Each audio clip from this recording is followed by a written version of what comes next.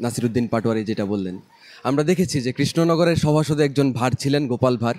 তার যদি অনেক বুদ্ধিশুদ্ধি ছিল, কিন্তু কিংস পার্টির যেই ভার নাসিরুদ্দিন পাটোয়ারি, তিনি হচ্ছে নানা সময় নানা কথা বলেন।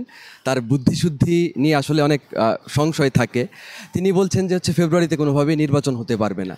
এবং এর কারণটা তিনি কি বলেছেন? এর কারণটা তিনি বলেছেন, খুব চমৎকার একটা কারণ বলেছেন, যে আমাদের যেই গণ অভ্যুত্থানের আকাঙ্ক্ষা ছিল, দেশের যেই সংস্কারগুলো হওয়ার কথা ছিল, সেই সংস্কারগুলো হচ্ছে না বা এখন পর্যন্ত হয়নি, এবং এই কারণেই নির্বাচন পেছানো উচিত। আমরা বলতে চাই যে হচ্ছে গত 16 বছর যাবৎ এই রেজিমে, মানে এবং বিগত রেজিমে আমরা দেখেছি দেশের মানুষ ভোট দিতে পারে নাই।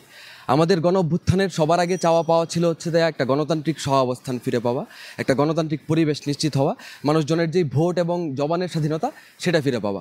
জুলাইয়ের পরে 1 বছর অতিবাহিত হলো, আমরা এখন পর্যন্ত আমরা এই নিয়ে সন্দিহান যে আসলে যে গণতান্ত্রিক পরিবেশ আমাদের চাওয়া ছিল, সেই গণতান্ত্রিক পরিবেশ আমরা পেলাম কিনা। আমরা সংস্কারের নামে অনেক ধরনের মূল্যঝুলাতে দেখেছি, কিন্তু কাজের কাজ যে সংস্কারগুলো হওয়ার কথা ছিল, সেই জায়গায় কোনো ধরনের সংস্কার কিন্তু ইন্টারিম বা এই অন্তর্বর্তীকালীন সরকার সে করে নাই। শিক্ষার্থীরা এই অভ্যুত্থানে সবচাইতে সর্বাগ্রে ভূমিকা রেখেছে। আমরা শিক্ষা সংস্কার কমিশন হতে দেখিনি, এবং আমাদের যে বিদ্যমান শিক্ষা কাঠামো, সেটা কিন্তু বিগত রেজিমে যেরকম ছিল সেরকমই আছে। তো এই সরকারের কাছে আমাদের দাবি ছিল যেই গণহত্যা জুলাই গণ অভ্যুত্থানে সংগঠিত হয়েছে তার বিচার করতে হবে, এবং মিনিমাম যে সংস্কার, পলিটিক্যাল পার্টিগুলো ঐক্যবদ্ধভাবে ঐক্যমতের ভিত্তিতে যে যতটুকু সংস্কার সম্ভব সে সংস্কার করতে হবে। আর এর সঙ্গে যুক্ত করে অতি দ্রুত নির্বাচন, জাতীয় নির্বাচন, সে নির্বাচনের ব্যবস্থা করতে হবে, এবং তার ভিত্তিতে অন্তর্বর্তীকালীন সরকার প্রধান তিনি ফেব্রুয়ারি মাসে একটা নির্বাচনের কথা বলেছিলেন। কিন্তু দেখা গেল যে গতকাল সেখানে এনসিপির একজন শীর্ষস্থানীয় নেতা নাসিরুদ্দিন পাটোয়ারি উনি বললেন যে ফেব্রুয়ারিতে নির্বাচন হবে না। এই বিষয়টা ঠিক করার কোনো এখতিয়ার ওনার নেই।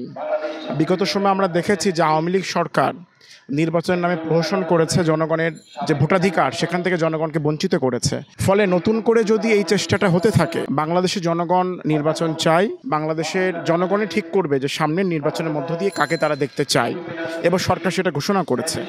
ফলে উনি একজন পলিটিক্যাল পার্টিকে প্রতিনিধিত্ব করেন, উনি যদি এই ধরনের বক্তব্য দেন সেটা বাংলাদেশের মানুষ গ্রহণ করবে না, গ্রহণ করেনি।